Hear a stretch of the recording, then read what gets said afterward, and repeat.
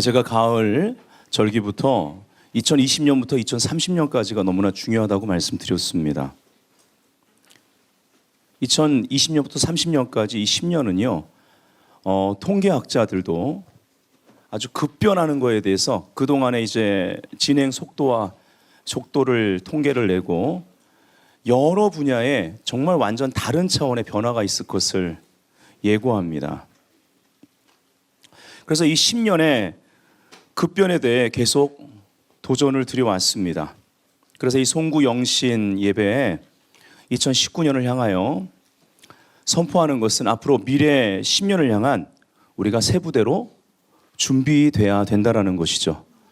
이것을 위해서 2019년은 어웨이크닝 각성의 해가 될 것입니다. 자, 옆 사람에게 깨어납시다 해보세요. 네.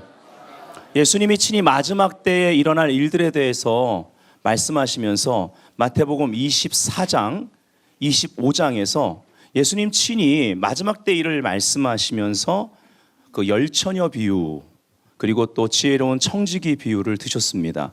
그때 두 가지에 대해서 계속 강조하십니다.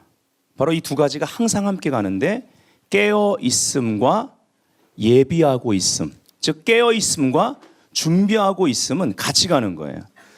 오늘 송구영신 예배를 준비하면서 2019년을 향하여 하나님이 저에게 키워드를 주셨습니다. 영어로 innovation, 바로 혁신입니다. 따라합시다. innovation. 혁신 해보세요. 네, 이것이 바로 키워드입니다. 그래서 이 시간에 송구 영신 가운데 우리 주 예수 그리스도 이름으로 2019년을 혁신을 위한 각성의 해로 선포합니다. 아멘. 그래서 우리가 이렇게 급변하는 시간 그리고 완전 다른 차원으로 변화될 이 세상 가운데 복음의 본질을 잃지 않으면서 우리의 본분을 사명을 잃지 않으면서 이 시대에 믿음의 경주를 감당할 수 있어야만 합니다.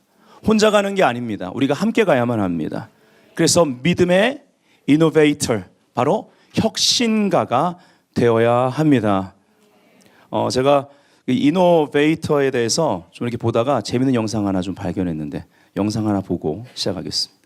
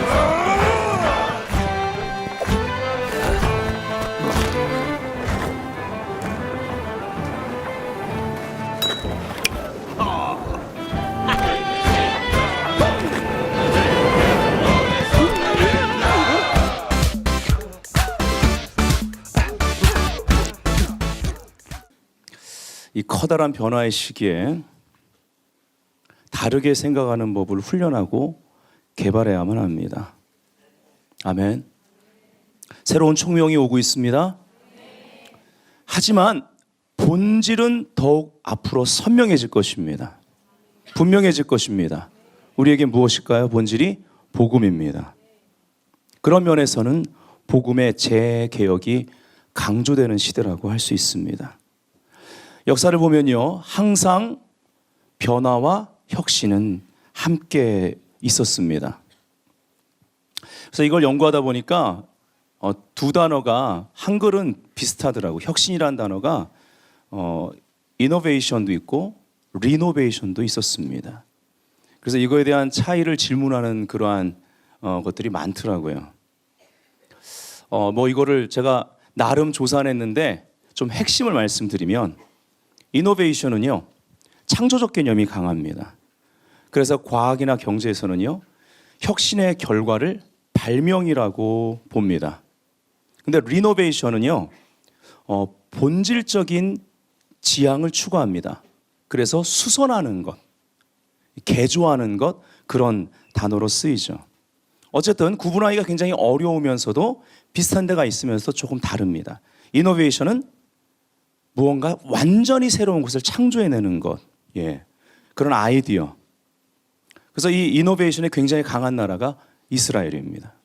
이노베이션이라 할지라도요, 변하지 않는 본질이 있다면 그 중심에 사람이 있다라는 것입니다. 우리들에게 적용한다면 소울, 영혼입니다. 그렇기 때문에 모든 것에 우리 삶의 본질은 복음이 되어야만 합니다. 아멘. 이 시간 옆 사람한테 말합시다. 복음을 회복합시다. 혁신의 사전적 의미는요, 여러분 이미 알고 계시겠지만 더 명확히 해드리면 묵은 풍속, 관습, 조직, 방법 등을 바꾸어 아주 새롭게 하는 것입니다. 그러니까 우리가 잘 아는 단어 중에 갱신이라기보다는 혁명적인 것이죠. 이런 말도 있습니다. 혁신하든지 사라지든지. 영어로 innovate or die. 급변하는 시대 속에서 기업 경영에 있어 이런 말이 나올 정도로 지금 이노베이션이 강조되고 있습니다. 그리고 이러한 여러 가지 발전 과정과 사례들을 통해서 어떤 완전히 새로운 아이디어만 내는 것이 아니라 성실함, 끈기, 집중력이 인성과 함께 지금 세상에서도 강조되고 있어요. 네. 그래서 이런 말이 있습니다. 혁신은 위험하다. 그러나 혁신하지 않는 것은 더 위험하다. 영어로 innovation, 이 혁신이라는 단어의 in, 바로 안에서라는 의미와 새롭다라는 뜻의 nova가 결합한 것입니다. 결국 이 혁신에 있어 굉장히 중요한 의미는 안에서부터 시작해서 새롭게 되는 것을 의미하죠. 여러분 성경에 나오는 인물들 그리고 역사 가운데 하나님이 쓰셨던 하나님의 사람들을 보십시오.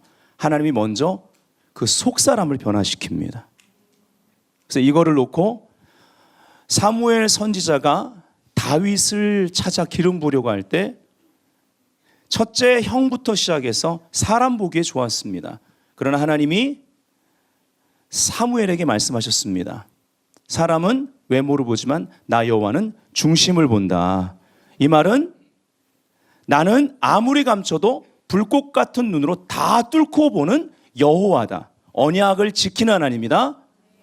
그리고 내가 선택한 자를 그 속으로부터 시작하여 바꿀 것이다. 아멘.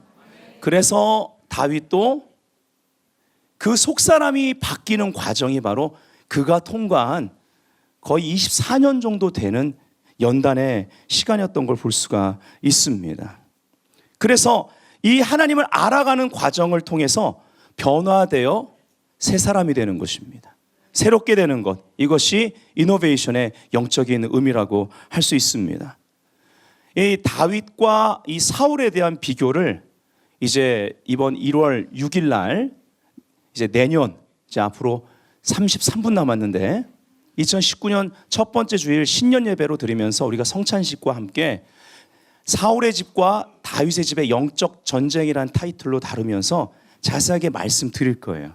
근데 오늘 이 메시지에 적용해서 잠깐 찝는다면 사울 왕은 영적인 혁신에 참여하지 않는 것이 얼마나 위험한지를 우리에게 말해줍니다. 그도 처음에 성령이 임하고 예언까지 했습니다. 그래서 성경에는 어떻게 나오냐면 변화하여 새 사람이 됐다라고 나옵니다. 그런 경험을 했습니다. 겸손한 자였습니다. 그렇죠? 제비뽑기로 왕으로 뽑혔을 때도요 소심하게 숨어 있었습니다. 이제 돌아온 주일날 하나씩 다 찾아드릴게요. 얼마나 괜찮은 남자였는지. 그러나 중요한 것은 일회적인 것이 아닙니다. 그때부터 시작해서 쭉 하나님이 원하시는 그러한 사람으로 속 사람이 변화되어야만 하는 것이죠. 아멘. 우리가 예수 믿고 구원받았다 그러면 구원받은 우리들의 삶 가운데 부르심 안에서 내가 누구인지를 계속 발견해 나가는 과정이 필요합니다. 여기서 내적 치유도 있고 영적 전쟁도 있고 어둠이 떠나는, 귀신이 떠나는 축사도 있는 것이고, 그러나 이 모든 것의 결국 열매는 내가 그리스도 안에서 누군지를 세상에 드러내는 것이 되어야만 합니다. 아멘. 그리고 자기가 누군지도 모르고 살아가는, 그냥 돈이 많으면 돈을 의지하고 또 어떠한 영향 있는 위치에 명예를 가지면 그것 가지고 자랑하고 사는 사람들, 그들에게 복음을 전하고 그러한 위치에 세우신 목적, 그리고 왜 재력을 줬는지, 그리고 왜 그러한 재능을 줬는지에 대해서 그가 그리스도 안에서 발견되어져서 하나님의 그러한 사람으로 쓰임받을 수 있도록 하는 것이 우리가 또 이런 전도 활동이 되는 것입니다. 자, 어쨌든 하나님은 지금 이 급변하는 이 시대에, 특별히 2020년부터 30년까지 완전 다른 차원으로 변화될 이 시대 앞에서 지금 신의 성품에 참여하는 믿음의 혁신가, 이노베이터를 찾고 계시다라는 것이죠. 여러분, 일반적으로 믿음이란 가치 있다고 여기는 것을 향한 질주 본능입니다. 이 세상은 저마다 여러 가지 자기가 믿는 바를 추구하며 살아갑니다. 그래서 그러한 추구하는 것에 대한 가치 전쟁터입니다. 그래서 이러한 세상 가운데는 많은 갈등이 있어요. 그리고 긴장 속에 살고 있습니다. 여기서 우리가 향방 없이 우리가 가진 가치를 그저 그냥 세상에 던져준다면 그것은 예수님이 말한 대로 진주를 개나 돼지에게 던져주는 것과 같습니다. 우리의 부르심은 소중한 것입니다. 아멘. 우리에게 주신 재능은요, 너무너무나 소중한 것입니다. 제가 소중하다, 가치 있다라는 말을 성경적으로 풀어드리면 하나님 손에 붙들리면 소중한 것입니다. 하나님 손에 붙들린 것이 가치 있는 것입니다. 아멘. 모든 것의 가치 평가는 창조주가 지으신 이 세상에서 창조주 손에 붙들린 것에 대해서 우리가 가치 있다고 평가하는 것입니다. 다시 말하면 아무리 보잘것없는 것도 하나님 손에 붙들리면 최고로 쓰임받을 수 있기 때문에 가치 있는 것입니다. 저 같은 사람이 기타를 치는 것과 아무리 비싼 기타를 친들, 몇 천만 원짜리 기타를 친들, 그냥 100만 원, 200만 원짜리를 전 세계에서 기타를 가장 잘 치는 사람이 치는 것보다 제가 더 잘 치겠습니까? 그래서 세상도 사람은 사람답게 살아야 된다 이런 말을 하는 거예요. 근데 이거에 대한 해석이 우리는 달라야 되겠죠. 세상이 많이 달라지면서 많은 갈등 요소들이 만들어질 것입니다. 이러한 때 비전을 놓치지 않으시기를 주 예수님으로 축복합니다. 복음의 본질을 잃어버리지 마십시오. 그러면 우리는 길을 잃어버릴 것입니다. 아멘. 자, 우리 옆 사람이 말합시다. 당신은 비전의 사람입니다. 예수 믿으면 예수 믿으면 비전의 사람입니다. 비전의 사람은요, 거듭난 자로서 거듭난 거잖아요. 과거의 탯줄이 끊어져야만 합니다. 탯줄이 끊어지면 그 다음에 젖발다가 젖줄이 또 끊어져야 됩니다. 이 젖줄 끊기가 참 어려운 거죠. 그래서 아이가 그 젖바늘 근처에다가 막 쓴 거 묻혀놓고 젖대려고 지독한 거 다 빨아가지고 삼키거나 뱉고 나서는 또 빨잖아요. 이 젖줄 끊는 게 쉬운 게 아닙니다. 그러나 젖줄을 끊어야 밥줄, 그래야 건강하죠. 잘 성장하죠. 결국은 영적 전쟁 가운데 전쟁에서 이기고 하나님 허락하신 그 약속의 땅을 취할 수 있는 단단한 음식까지 먹을 수 있을 정도로 의의 메시지를 들을 수 있는 의의 심령이 돼야 된다는 것입니다. 아멘. 핍박 가운데도 기뻐하고 기뻐할 수 있는 그러한 단단한 음식을 먹을 수 있는 의인의 성숙한 모습이 이제는 열매 맺어야 되는 것입니다. 과거의 탯줄을 끊으십시오. 그리고 미래를 클릭하고 들어가십시오. 과거의 추억은 아름답습니다. 예, 여러분 이렇게 가끔씩 사진 안 보세요? 저는 보는데, 예, 보면은 이 과거의 그러한 애들이 자란 모습, 그 과정, 네, 교회가 또 성장하면서 교회, 예, 저는 우리 이번에 그 에아드 축제 영상 있죠? 예, 여러분 보여드리기 전에 한 7, 8번 봤잖아요. 예, 그 하루 지났잖아요. 그 이후에도 5번 더 봤습니다. 우리 애들이 너무 이뻐요. 우리 교회 학교 애들이 그냥, 예, 그냥 자꾸 봐요. 네. 올해 기도원에서 있었던 정교인 수련회 사진도 보고 또 보고, 예, 추억은 아름다운 것입니다. 그렇죠? 근데요, 여러분 이렇게 한번 생각해 보세요. 예전에 제가 한번 이렇게 기도원 올라갈 때 그 옛날에는 그 길이 안 나가지고 유명산 자락을 이렇게 뱅글뱅글 돌면서, 예, 좀 위험한 길인데, 예, 우리 찬양팀들 찬양하러 갈 때도 뱅글뱅글 돌면서 갔어요. 예, 그런 길 있죠. 계속 돌아야 되는 길. 예, 그럼 속력을 잘 못 냅니다. 근데요, 이렇게 도는데 특별히 이제 가을에요, 이 백밀러로 보는 이 경치가요, 이 가을 산의 경치가 진짜 아름답습니다. 참 희한해요, 그죠? 이 백밀러로 보는 경치가 더 아름답거든요. 네, 가끔 이 앞에 이렇게 가다가도 이게 저녁 노을이랑 구름이 많을 때나 아니면 저녁 노을 있을 때 백밀러로 보면 진짜 아름답거든요. 한 폭의 그림이 그냥 그 안에 들어와요. 근데 그걸 자꾸 봐요. 그래서 속도가 자꾸 줄더라고요. 예. 근데 여러분 그거 계속 보면 어떻게 될까요?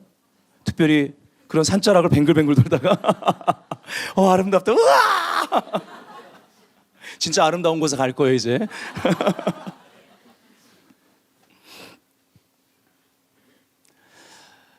과거를 추억하는 것이 좋은 것이지만 계속 거기에 매여 있으면 전진할 수가 없다라는 것입니다.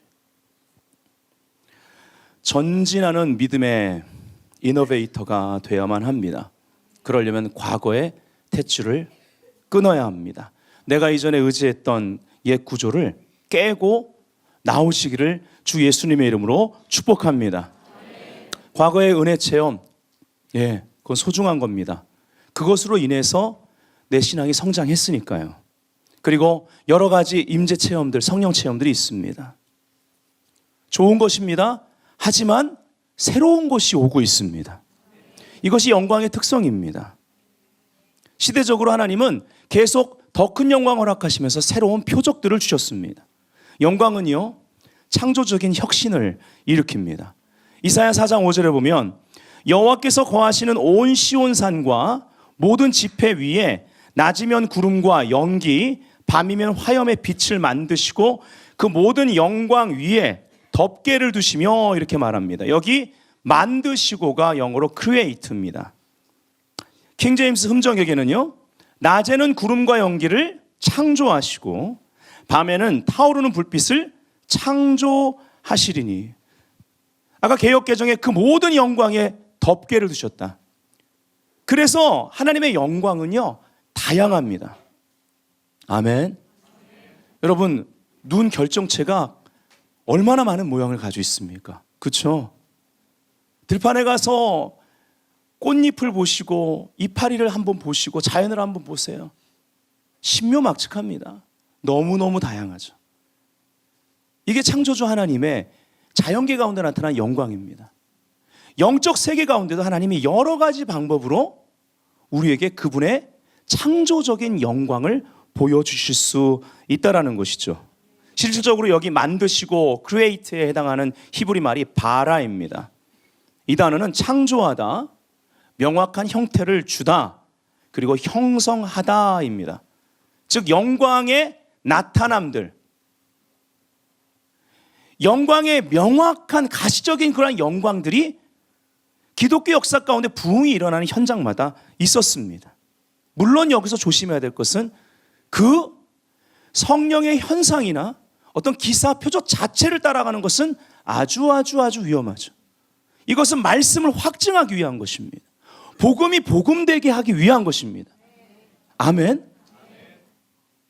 계속 우리는 하나님의 말씀을 따라가야 되는 줄 믿습니다.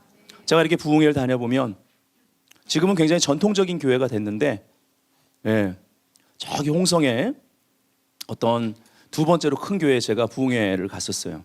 그랬더니 목사님이 아주 성령 충만하신 분입니다. 그러면서 한편으로는 비전을 말하고 한편으로는 안타까움을 말하는 거예요. 이렇게 교회가 이렇게 조금 더 뜨거웠으면 좋겠는데, 열심은 있지만 더 하나님의 영광으로 충만하길 원하는 거예요. 성령이 운행하시고. 그래서 이제 예배 부분이 활성화되길 원해서 저를 초청해서 부흥회를 했었습니다. 그러면서 간증을 하시더라고요. 그 교회가요, 한 20-30년 전에요, 실질적으로 그 만나같이 생긴 거 있죠. 진짜 만나가 교회에 떨어졌대요. 할렐루야. 그리고 또 어떤 교회는요, 부흥회를 하는데 성령의 불이 너무 강하게 임하는데 하나님이 이것을 표적으로 가시적으로 그 교회의 지붕에 불이 붙은 것처럼 가시적으로 나타나신 거예요. 그래서 누가 이웃 사람이 신고를 해서 소방차가 그날 집회 때 왔었습니다. 네. 하나님이 그렇게 그 영광을 드러내시는 거예요. 이러한 여러 가지 표적들과 영광의 나타남에 대해서 하나님으로부터 온 것이라면 여러분 그것을 무시하셔서는 안 됩니다. 부흥의 역사 가운데 여러 가지 성령의 역사와 영광의 나타남들이 있었습니다. 아멘. 그러나 제가 지금 드리고 싶은 말씀은 이 단계에 머물러 있어서는 안 된다는 거죠. 더 새로운 영광이 오고 있습니다. 너희는 가만히 있어 내가 하나님됨을 알지어다 할 때 여기 알다라는 단어는 히브리 말로 야다입니다. 남녀가 정말 아주 친밀한 관계를 통해서 아는 것을 의미합니다. 그럼 어떤 일이 벌어질까요? 재생산이 일어나죠. 하나님은 이러한 영광의 나타남을 통해서 첫째 말씀을 확증하십니다. 복음이 복음되게 합니다. 아멘. 그래서 영혼을 구원하시는 거예요. 추수를 위한 것입니다. 추수의 영광이라는 거죠. Awake, harvest glory, 할렐루야. 주의 영광이 가정 가운데 깨어날지어다. 일터에서 깨어날지어다. 주의 영광을 위한 재능들이 활성화될지어다. 영적 은사들이 풍요롭게 풀어질지어다. 아멘. 주의 영광을 위해 명분 있는 하나님의 물질 축복이 말지어다. 아멘. 그런데 그 다음 아까 재생산을 얘기했죠. 다음 세대를 위한 하나님의 분명한 계획이 더 큰 영광, 우리가 들어가야 되는, 맞이해야 되는 더 큰 영광 가운데 있다라는 것입니다. 여러분 한번 생각해 보십시오. 자, 광야입니다. 이스라엘 백성들이 40년 동안 약속의 땅에 밟지 못했던 그 광야, 40년 동안 있는데요, 하루도 안 빠지고 만나를 내리십니다. 그거 아주 불평했죠. 그럼 어쨌든 여러분 어린아이들을 생각해 보세요. 여호수아와 갈렙과 함께 약속의 땅에 들어간 그 어린 세대, 그 광야에서 태어난 애들도 있고 또 어린아이 때부터 홍해를 아장아장 혹은 엄마 품에 안겨서 홍해를 건넌 다음에 광야에서 자란 애들이 있습니다. 아침에 일어나자마자 걔네들이 보는 건 뭘까요? 반짝반짝 빛나는 만나입니다. 이런 초자연적 환경 가운데 자랍니다. 낮에 덥잖아요. 구름 기둥이 그림자를 만들어줍니다. 그늘을 만들어줘요. 거기서 볼 차고 놉니다. 오늘날 같으면 시원하게. 이 아이들이 초자연적인 환경 가운데 자랐다라는 것입니다. 이것이 아주 일상적인 자연스러운 그들의 삶의 모습이었다라는 것이죠. 초자연적인 세대를 하나님이 준비시키고 계십니다. 제가 드리고자 하는 초점은요, 이러한 영광의 표적은 이들에게 성장하는 동안의 기초였다라는 것입니다. 무엇을 위한? 약속의 땅에 들어가게 하기 위한. 약속의 땅에 들어갔을 때 만나는 그쳤습니다. 이제는 소를 보고 젖을 짜는 기술을 알아야 됐고, 벌을 통해서 꿀을 얻는 기술을 얻어야 했습니다. 어떤 면에서 이것은 그들에게 혁신입니다. 아까 영상을 통해서 보셨죠? 누군가 생각을 다르게 해야만 합니다. 사실은 저 영상을 이제 그 뒷부분 이제 이렇게 글만 넣어가지고 간단하게 넣어서 만들었는데, 저게 그 울 회사 있죠? 예, 거의 광고 영상입니다.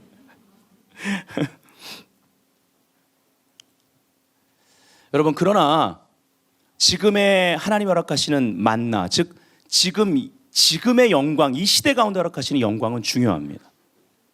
그래서 제가 지금 시대에 하나님이 말씀을 확증하게 허락하시는 기사와 표적과 그 영광의 나타남을, 그것이 하나님으로부터 온 것이라면 무시해서는 안 된다는 거예요. 하지만 거기에 머물러 있어서는 안 되는 거예요. 그 영광의 표적들로 말미암아 우리가 그것을 누리되 성장하여 물이 바다를 덮은 것 같이 여호와의 영광을 인정하는 것이 온 세상에 가득하리라. 여기 인정하는 것이 야다입니다. 아멘. 온 세상이, 사회 각 분야가 여호와의 영광을 알게 된다는 거예요. 그들이 알 수 있도록 편만하게 삶과 일터 가운데 우리 다음 세대가 그렇게 준비된 초자연적 세대로서 들어가 그 자연계 가운데 하나님의 영광을, 그들의 재능이 하나님께 붙들려서, 아멘, 그들에게 주신 그 부르심 안에서 그것이 하나님의 영광을 드러내는 일로 거기서 쓰임을 받아야만 합니다. 우리 다음 세대가 그 약속의 땅을 취해야 되기 때문인 거죠. 아멘. 바로 우리 다음 세대는요, 하나님의 강력한 이노베이터가 될 것입니다. 자, 그래서 우리는 과거의 탯줄을 끊어야 되는데요, 이 과거의 그 구조에서 빠져나와 새로운 것을 또 받아들일 수 있어야 되는데 왜 이것이 그렇게 어려울까요? 과거의 사이클을 끊는 것도 공동체적인 것이고 미래를 여는 것도 공동체적인 과제이기 때문에 그렇습니다. 개인도 가게라는 공동체의 사이클에 영향을 받습니다. 한국 교회도 끊어야 할 사이클이 있습니다. 각 교회 공동체마다 그 교회의 역사 가운데 끊어야 할 과거의 탯줄들이 다 있다는 것입니다. 한 국가도 마찬가지입니다. 믿음의 조상 아브라함도 과거의 탯줄을 끊어야만 했습니다. 우리가 잘 아는 대로 데라, 바로 아버지에게서 끊어져 나와야 했습니다. 데라라는 의미를 전에 말씀드렸습니다. 히브리 말로 지체하다. 우리를 지체시키는 것이 끊어져 나가야만 합니다. 근데 롯을 데리고 왔죠. 부분적 순종입니다. 근데 롯이 사건으로 인해서 떠나자 하나님이 다시 그를 밖으로 데리고 와서 동서남북을 보며 새로운 비전을 주십니다. 아멘. 롯은 히브리 말로 뭐라고 그랬죠? 가리웠다라는 뜻입니다. 눈이, 부분적인 순종이 우리의 눈을 가리고 있다는 것이죠. 그래서 우리는 데라의 역사, 롯의 역사가 우리 삶 가운데 끊어졌는지를 오늘 점검하고, 이제 13분밖에 남지 않았습니다. 하나님이 허락하시는 뉴를 맞이해야 되지 않겠습니까? 아멘. 또 하나님은요, 야곱을 선택했습니다. 야곱은 자기 스스로의 힘으로, 자기 의로 축복을 취하려고 하다가 이제 형 에서가 죽이려고 쫓아옵니다. 그리고 야곱이 도망치죠. 너무너무 괴로웠습니다. 엄마의 사랑을 독차지했던 아들이었습니다. 집을 떠나는 것이 싫었습니다. 근데 어쩔 수 없었어요. 과거와 작별하기가 너무 어려웠던 그러한 시간대 가운데 돌베개에 눕고 잡니다. 아시죠? 바로 그곳이 베델이었습니다. 그때 꿈을 통해서 하나님이 야곱을 깨우십니다. 야곱의 1차 각성이 일어나는 거예요. 창세기 28장 16절 17절에 야곱이 잠이 깨어 이르되 여호와께서 과연 여기 계시거늘 내가 알지 못하였도다. 이에 두려워하여 이르되 두렵도다. 이것이요, 이것은 다름 아닌 하나님의 집이요 이는 하늘의 문이로다 하고, 이것이 베델의 의미이고, 우리 교회 이름이 무엇입니까? 좀 크게 해보실래요? 할렐루야. 예, 막 베델 삼창하고 기도하고 싶죠. 자, 베델은 과거를 끊고 전진케 합니다. 근데요, 다시 베델로 돌아오게 합니다. 이것이 베델의 역사입니다. 근데 돌아왔을 때는요, 그 사람이 안으로부터 창세기 32장을 통과하고는 바뀌어서 돌아옵니다. 이스라엘이 돼서 돌아오게 됩니다. 혁신가로 돌아오는 거예요. 혼자가 아니라 새로운, 완전히 새로운 공동체를 데리고 들어오고, 바로 이 공동체는 한 국가를 이루게 될 것입니다. 창세기 28장 15절에 베델의 약속이 있어요. 붙드십시오. 내가 너와 함께 있어 네가 어디로 가든지 너를 지키며 너를 이끌어 이 땅으로 돌아오게 할지라. 내가 네게 허락한 것을 다 이루기까지 너를 떠나지 아니하리라 하신지라. 이 약속이 베델의 약속인 줄 믿습니다. 할렐루야. 공동체적인 약속입니다. 베델, 하나님의 집은요, 거주하기 위한 곳입니다. 그래서 우리가 이 베델이란 이름을 묵상할 때 어떤 집에 거하느냐, 어떠한 영적 주소에 사느냐, 이것이 곧 나를 만든다라는 것을 알아야 합니다. 우리를 이룹니다. 하나님의 집은 그 집에 거하는 자들을 변화시킨다라는 것이죠. 베델은 우리를 변화시키는 각성의 장소인 줄 믿습니다. 개인에게서 시작해서 공동체를 깨어나게 합니다. 우리가 베델로 올라가자. 아멘. 여기 올라가다가 히브리 말로 깨어나게 하다라고 말씀드렸죠. 그리고 베델은 하나님과의 조우가 있는 장소입니다. 그러한 교통이 있어요. 야곱의 사다리 되신 예수 그리스도로 말미암아 천사가 오르락 내리락. 근데 우리가 과거에 묶여 있다는 얘기는 땅의 것을 보는 거기 때문에 과거에 묶여 있는 상태는 오르락을 못 해요. 그냥 땅의 것에 묶여 있는 거예요. 오르락과 내리락이 있어 계속 그 시대에, 그 시간에, 그 상황 가운데, 그 환경 가운데 하나님의 뜻을, 그 음성을 통해 들을 수 있어 지도를 받아야 된다는 것입니다. 아멘. 하나님의 새로운 음성을 들으시기를 주 예수님으로 축복합니다. 새로운 전략을 받으십시오. 전에 깨달아지지 않던 것이 깨달아져야만 합니다. 내일 아침에 무언가 내 생각의 변화가 있어야 되는 거예요. 기대하는 자는 얻을 것입니다. 오늘 모든 갈등을 갈망으로 바꿀지어다. 갈등이 갈망으로 바뀌면 하나님의 영광 안에 들어가게 됩니다. 새로운 인도하심을 받으십시오. 아멘. 야곱에 이어 창세기의 주된 이야기는요, 요셉을 다룹니다. 요셉도 정체성을 찾아가는 데 있어 엄청난 고난을 통과했고요, 이해할 수 없는 시간을 겪었습니다. 결국 요셉도 과거의 탯줄이 끊어졌습니다. 작년에 송구영신 예배 때 요셉의 이야기를 풀면서 에브라임과 므낫세 같게 하시기를 원하노라 라는 축복의 말씀을 풀었습니다. 근데 올해는요, 여호수아와 갈렙에게 여러분 초점을 좀 두셔야 됩니다. 여호수아와 갈렙은요, 애굽의 탯줄을 끊은 자들입니다. 12명의 정탐꾼이 40일을 정탐합니다. 40은 시험의 숫자입니다. 그 시험을 통과한 두 사람 여호수아와 갈렙은 승리의 고백을 합니다. 긍정적인 하나님의 관점을 가졌습니다.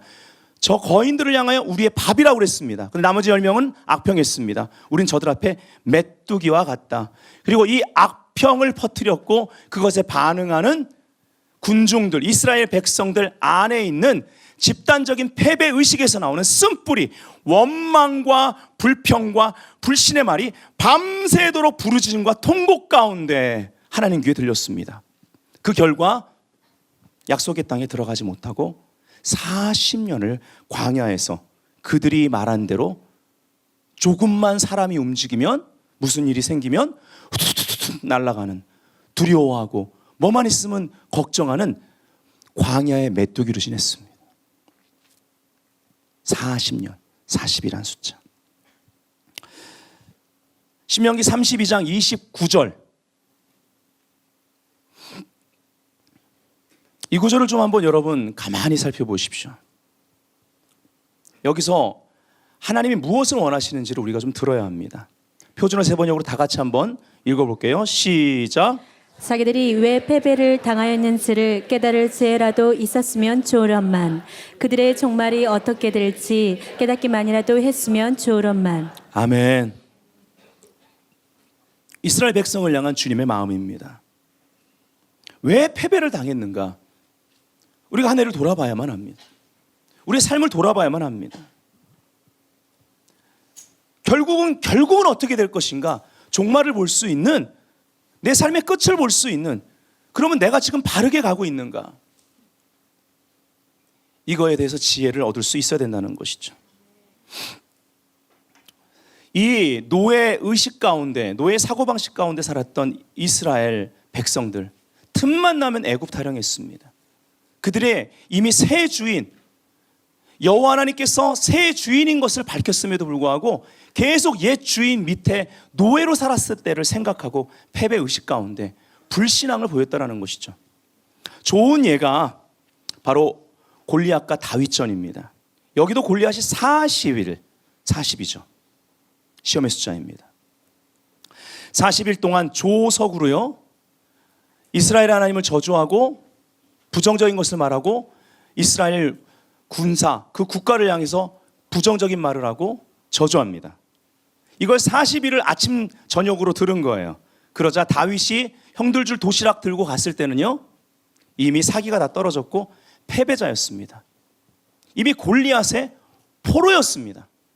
골리앗의 소리는 우리에게 믿음을 대적하는 두려움의 영을 풀어넣습니다. 이 두려움이 끊어져야 될 줄 믿습니다. 아멘. 그래서 우리를 패배자로 만들려고 그래요. 재밌는 것이 있습니다. 원수는 우리를 포로 삼으려고 하는데요, 그가 무엇만 얘기하면 거기에 반응해서 하나님의 약속을 의심하게 만들려고 하는데요, 이 골리앗이라는 단어가 히브리 말로 골야트입니다. 골리앗이 무슨 의미인 줄 아십니까? 골리앗은 포로라는 뜻입니다. 우리가 포로가 아닙니다. 걔가 포로입니다. 여호수아 갈렙은 그 거인을 보고 그들 우리 밥이라고 그랬어요. 10명은 우리가 그들의 포로가 될 거라고 그랬습니다. 제가 그냥 풀어서 얘기한 거예요. 우린 거기 가면 죽는다라는 거예요. 그들의 포로가 될 것이다, 이 말입니다. 우린 패배자라는 것입니다. 수치를 당하고 있는 패배자는 오히려 골리앗이었습니다. 이 골야트는 갈라라는 단어에서 유래된 거예요. 수치스럽게 발가벗기다, 옷을 벗기고 포로들을 끌고 가다라는 뜻입니다. 골로새 2장 14절 15절, 하나님께서는 우리에게 불리한 조문들이 들어있는 빈문서를 지워버리시고 그것을 십자가에 못 박아 우리 가운데서 없애버리셨습니다. 아멘. 그리고 모든 통치자들과 권력자들의 무장을 해제시키셔서 그들을 그리스도의 개선 행진의 포로로 세우심으로써 사람들의 구경거리로 삼으셨습니다. 아멘. 이것이 승리의 복음, 십자가 복음인 줄 믿습니다. 아멘.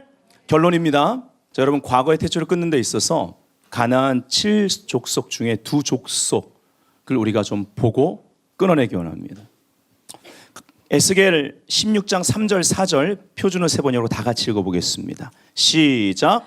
이렇게 말하여 주어라. 나 주 하나님이 예루살렘을 두고 말한다. 너의 고향 내가 태어난 땅은 가나안이고 내 아버지는 아모리 사람이고 내 어머니는 헷 사람이다. 내가 태어난 것을 말하자면 내가 태어난 날 아무도 내 탯줄을 잘라주지 않았고. 아멘. 아무도 네 탯줄을 잘라주지 않았고. 예전에 저희 교회에 오셨던 분인데, 샌디 프리드라는 분은 영적 전쟁에 대한 많은 지식을 책에 성경적으로 담아 적용하게 합니다. 그래서 샌디 프리드가 그 아모리 족속과 헷 족속에 대한 영적인 부분을 풀었는데, 이 아모리라는 히브리 말과 헷이라는 히브리 말을 풀었습니다. 우리가 이것을 오늘 좀 적용하고 끊어내는 기도를 하기 원해요. 자, 아모리 족속이라는 이름은 히브리어로 등산가, 올라가는 자, 말하는 사람, 살인자라는 뜻이다. 자, 이것을 풀어야 됩니다. 우리 중 누구든지 사탄의 말을 하나님 말씀 위에 둔다면 나에 대해 사탄이 더 높은 자리에 앉게 된다. 그리고 사탄의 말들을 마음에 둔다면 그는 우리를 쉽게 죽일 수 있을 것이다. 적이 당신에게 말하고 있는가? 당신은 그것들을 듣고 있는가? 그것을 허용해 왔다면 오늘 여러분 이 아모리 족속의 역사를 끊어내야 된다는 거죠. 그 결과 적이 당신의 삶에서 높은 자리를 차지하고 있는가? 다른 말로 하자면 사탄이 당신 위에 앉아 있는가? 이것은 단지 어떻게 한 사람이 과거로 연결된 탯줄에 여전히 묶여 있을 수 있는지를 보여주는 한 예이다. 자, 그 다음에 헷족속입니다. 제가 읽어드릴게요. 헷족속이라는 이름은 히브리어로 괴롭히는 자, 성가 싫게 하는 자, 겁, 두려움을 의미한다. 괴롭히다의 의미는 성가신 혹은 귀찮은이라는 뜻이다. 우리를 귀찮게 하고 두렵게 하기 위해서 두려움의 영이 시도하는 여러 가지 많은 표현 방식이 있다. 당신은 미래에 대해서 두려움이 있는가? 두려움이 당신의 삶 속에 자리 잡고 있는가? 실패에 대한 두려움, 버려짐에 대한 두려움, 죽음에 대한 두려움, 혹은 거절에 대한 두려움으로 고통당하고 있는가? 무엇이 당신을 귀찮게 하고 계속 문제를 일으키는가? 과거의 두려움으로 연결되는 탯줄을 끊어야 한다. 아멘이십니까? 당신의 과거에서 아모리 족속과 헷 족속으로 연결되는 줄을 잘라버리라. 자, 정리하겠습니다. 아모리 족속은 위에 올라가서 우리에게 계속 말합니다. 여러분이 그 말에 반응한 시간이 많았다면 그에게 권위를 많이 줘서 지금 우리 위에, 즉 말씀 위에 우리가 말씀보다 그를 더 높은 위치에 뒀다라는 것입니다. 그리고 그 목적은 이름이 살인자라는 의미가 있었죠. 도둑질하고 죽이고 멸망시키려는 것입니다. 헷 족속은 두려움을 주는 자, 성가 싫게 하고 계속 우리를 추적합니다. 우리 귀찮게 합니다. 이것이 바로 반복적으로 역사되는 헷 족속의 역사입니다. 아멘. 오늘 이 헷 족속의 역사가 끊어졌음을 주 예수의 이름으로 선포합니다. 아모리 족속의 역사가 끊어졌음을 주 예수의 이름으로 선포합니다. 과거의 탯줄이 끊어졌음을 주 예수의 이름으로 선포합니다. 미래를 향하여 혁신가로 들어갈지어다. 아멘. 주님께 영광 올려드리겠습니다. 할렐루야.